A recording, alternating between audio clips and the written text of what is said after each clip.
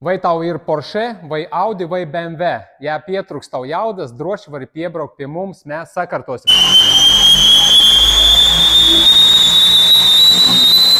Šobrīd mums ir Porsche 718 Caimans, 2 litrai turbo benzins, viņam oriģināli 300 zirgspēku un 380 griezies moments.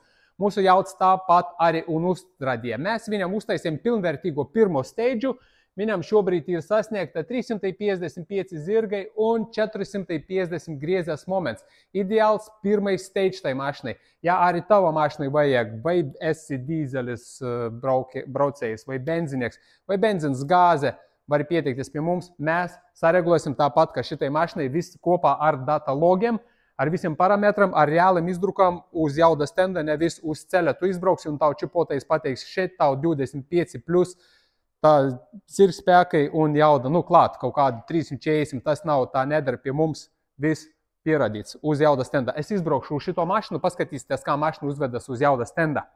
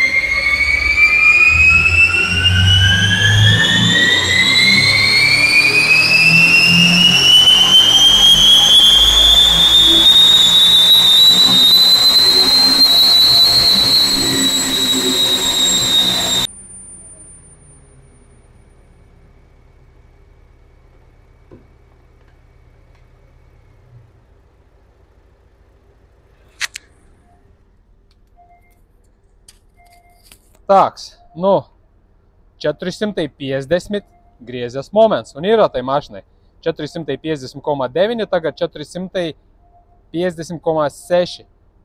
Daži zirgi nostaigāja 3-4 zirgi, bet tas ir normāli attiecīgi pret temperatūram, pret aprēķiniem. Tā kā jauda stends rāda ļoti labi un kvalitatīvi. Tā kā gan oriģinālais fails bija.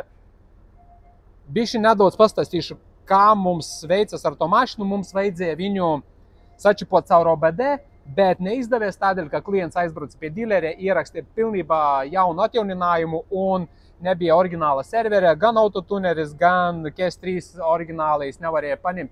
Mēs izņemam ārā vadības bloku, uzlikam uz galda, visu saprogrammējam, sarakstim iekšā, sapačojam bloku, uztaisim pilnvērtīgu pilno steidžu.